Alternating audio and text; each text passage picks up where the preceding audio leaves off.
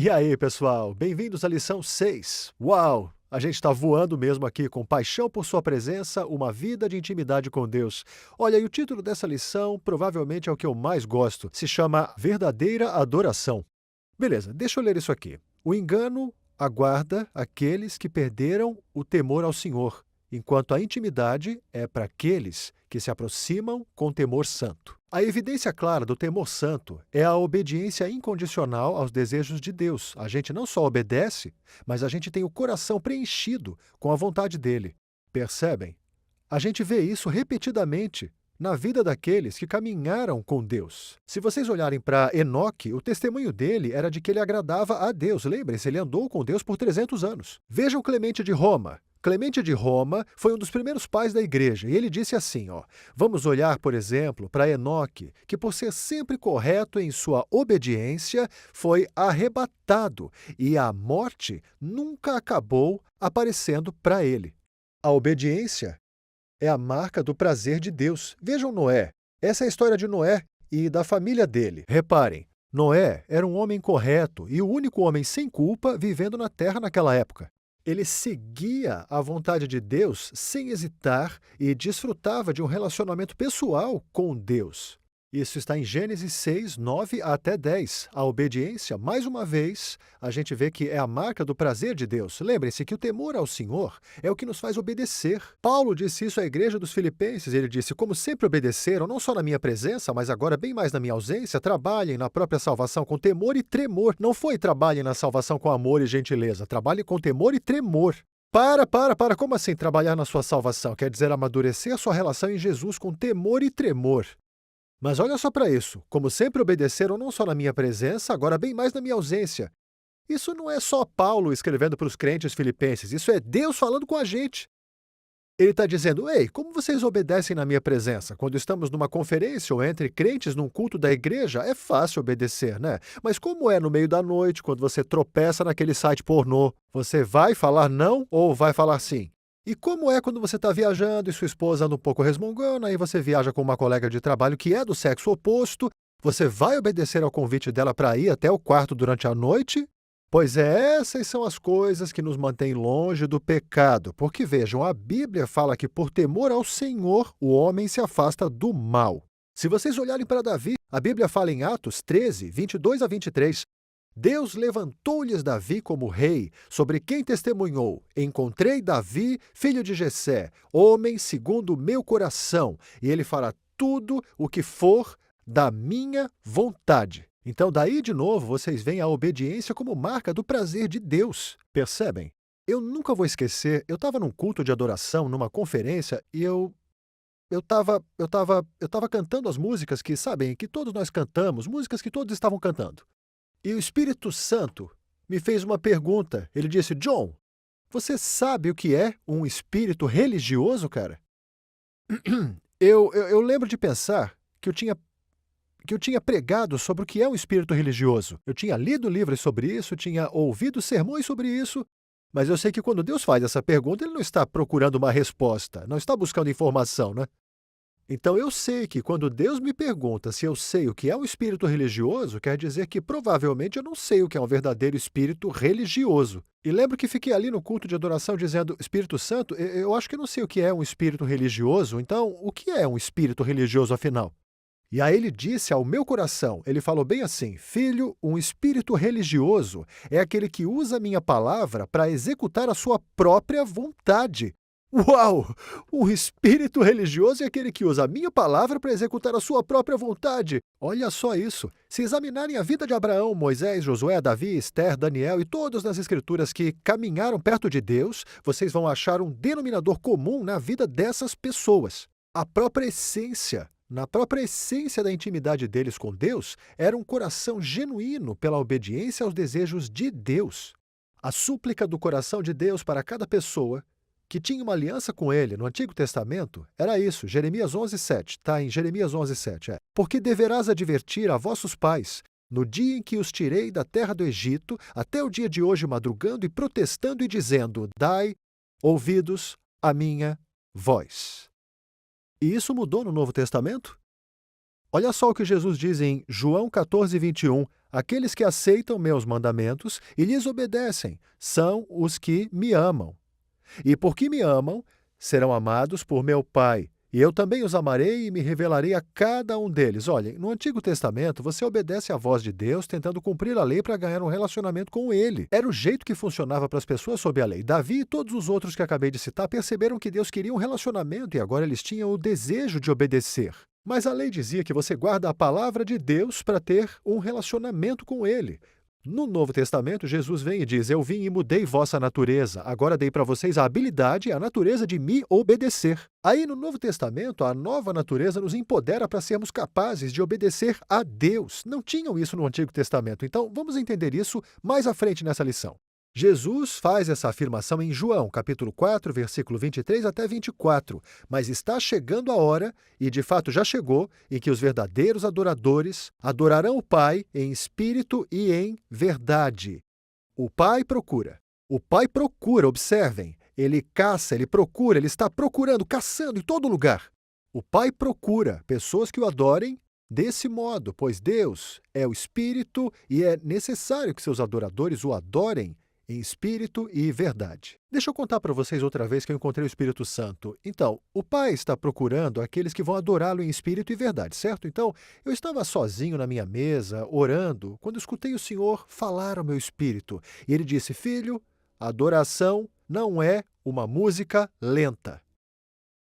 Eu lembro que eu sentei de volta na cadeira, empurrei minha Bíblia e disse: Peraí, adoração não é música lenta. Tá, então eu comecei a refletir sobre o jeito que eu vejo a adoração. E sempre vi a adoração como a hora em que a gente, como igreja, vai lá e canta músicas para Deus, entendeu? E para ser um pouco mais específico, para mim, louvar eram as músicas rápidas e adorar eram as músicas lentas, sacou? Era esse jeito que eu pensava, eu sou meio doido mesmo. Mas o Espírito Santo gritou para mim. Ele disse: adoração não é música lenta. E eu lembro que eu só falei: também. Então, o que é adoração, cara? E o Espírito Santo disse: é a vida. É uma vida de obediência. E nunca mais esqueci daquilo, ele me encorajou como autor, entendem? Olha, quando eu escrevo um livro, se eu apresento um termo que as pessoas não conhecem, eu pego a definição daquele termo, ou então faço de um jeito que elas vão entender quando eu usar pela primeira vez no livro. Eu sou esse tipo de escritor, entenderam? Eu senti o Espírito Santo falar: John, volta lá.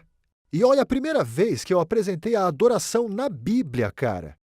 E eu não fazia ideia de onde é que isso estava. Então, eu abri meu computador e eu fui e pesquisei a palavra adoração e o que apareceu em Gênesis 22, imaginem. Essa é a primeira vez que adorar é mencionado na Bíblia. E é quando Abraão olhou para os servos dele e disse para esses servos: Isaque e eu vamos subir aquela montanha e nós vamos adorar e vamos voltar para vocês. Se vocês se lembram, aqui é quando Deus falou para Abraão: Abraão, eu quero que você entregue Isaque como uma oferta em sacrifício, quero que você mate ele, beleza? E passam 2 dias e meio ele olhando para a montanha e os servos e fala: a gente vai subir para adorar. E o Espírito Santo, ele veio para mim e disse: Abraão não subiu lá para cantar música lenta, John. Eu falei: uau! Ele disse que subiu para obedecer, subiu para fazer o que eu pedi que ele fizesse lá em cima. Tá bem, então, só um pouquinho. Vamos só parar para pensar aqui. Não tinha música lenta nenhuma. Que música lenta? Ele só obedeceu ao que Deus disse, e isso é adoração, de verdade. Apresentando Messenger X, uma nova plataforma de downloads e streaming de vídeo. É uma biblioteca digital completa com cursos de discipulado de John e Lisa Bevere, incluindo aulas em vídeo, audiolivros, e-books, filmes curtos, bíblias e mais. Essa nova plataforma pode ser usada em todos os seus dispositivos e é completamente grátis em mais de 120 idiomas. Discipulado para todos, em todo lugar. Baixe o aplicativo ou vá para messengerx.com. Por isso que Deus faz essa declaração aqui no livro de Amós: afasta de mim seus hinos de louvor, eles são meros barulhos para os meus ouvidos. Eu não vou ouvir a sua música, não importa o quanto adorável ela seja. Em vez disso, quero ver uma poderosa inundação de justiça, um rio de uma vida correta que nunca deixará de correr. O que Deus diz é: quero uma vida de obediência contínua.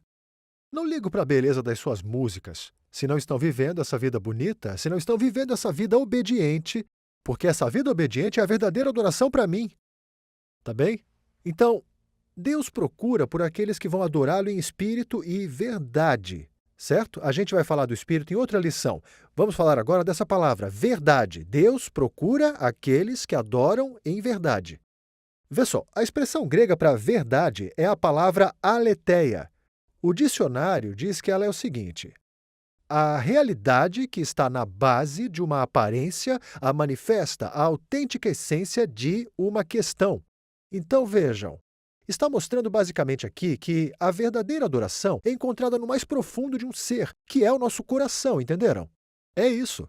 Então, para ajudar a explicar isso, que existem 3 níveis de comunicação, eu vou explicar que adorar Deus em verdade é viver com o coração. Para esclarecer, eu vou explicar os 3 níveis de comunicação, tá bem? O primeiro nível é o nível mais básico de comunicação que existe, é o verbal. A comunicação verbal é a forma mais básica de comunicação, certo? Se olharmos a parábola dos 2 filhos, Jesus conta essa parábola. O pai olha para um filho e diz: "Ei, vai trabalhar na minha terra", e o filho: "Não". O pai olha para o outro filho e diz: "Ei, vai trabalhar na terra", e ele diz: "Claro, pai, eu vou trabalhar na terra sim". Mas esse filho não faz nada, enquanto que o outro que disse "não", saiu e fez. Jesus disse: qual dos 2 fez a vontade do seu pai, então?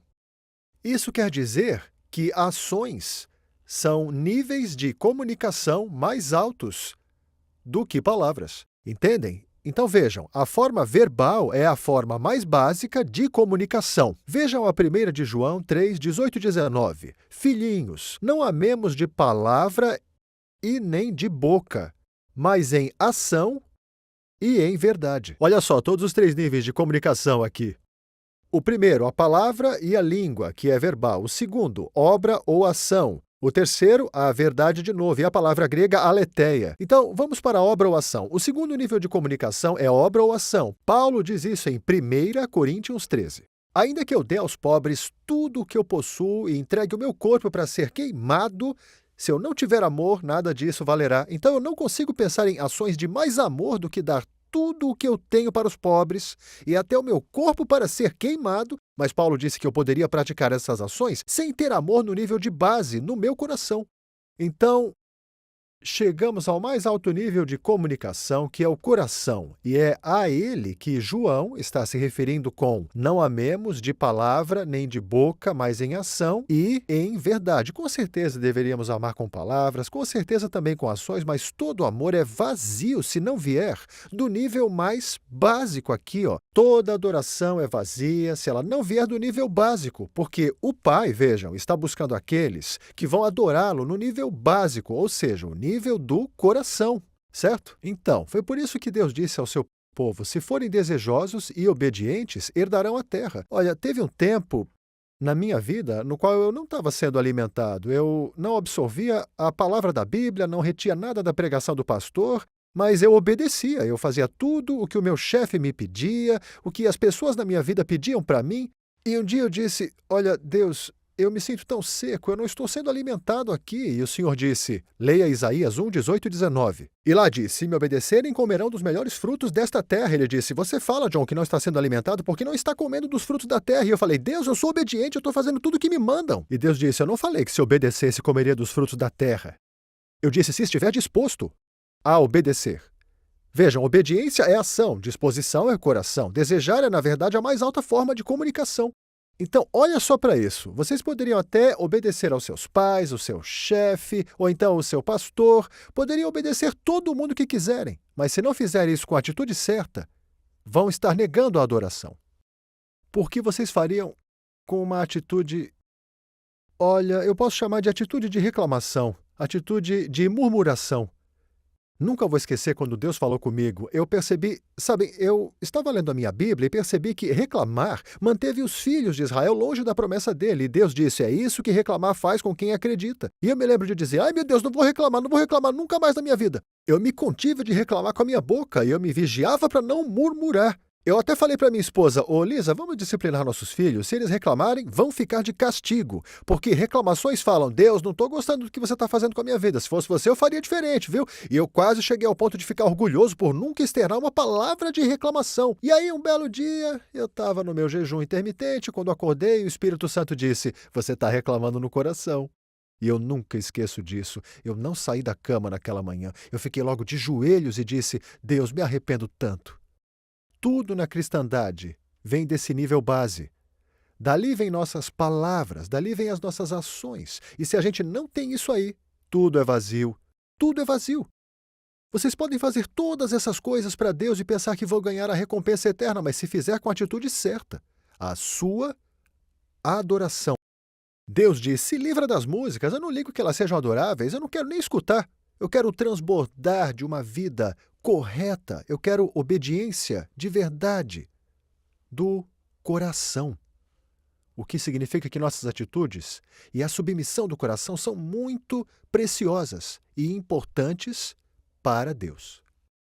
João 14 e 21, eu vou ler de novo da Bíblia ampliada porque é muito importante, essas palavras estão em vermelho. Jesus diz, a pessoa que ouve meus mandamentos e também os guarda é esta que realmente me ama. E a que realmente me ama será amada pelo meu Pai. E eu também irei amá-la e irei me revelar a ela. Olha só, me revelar, me manifestar para ela. Eu vou me deixar ser claramente visto por ela. E dessa maneira eu vou me tornar real para ela. Por que tem tantos cristãos que frequentam a igreja, estudos bíblicos, professam o cristianismo, mas Jesus não é real para eles? Eu vou dizer por quê. Porque eles não estão adorando em espírito e em verdade. A obediência não é a propriedade deles. A obediência é só a recomendada, onde ela não interferir nos seus horários, na sua agenda ou no seu prazer. Eu espero de todo o meu coração que vocês vejam que o Pai está procurando aqueles que irão adorá-lo em espírito e em verdade. E eu quero que vocês sejam aquelas pessoas que o adoram no nível de base do seu ser, no nível do coração.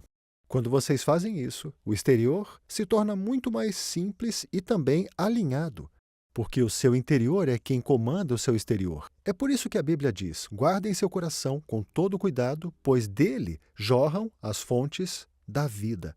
Agora, a gente já falou tanta coisa nessas primeiras 6 lições. Na próxima aula, a gente vai falar sobre uma coisa muito importante. A nossa morada na presença de Deus é mais um aspecto crucial antes da gente entrar realmente na dinâmica de ter uma vida de intimidade com Deus. Então não percam a próxima lição.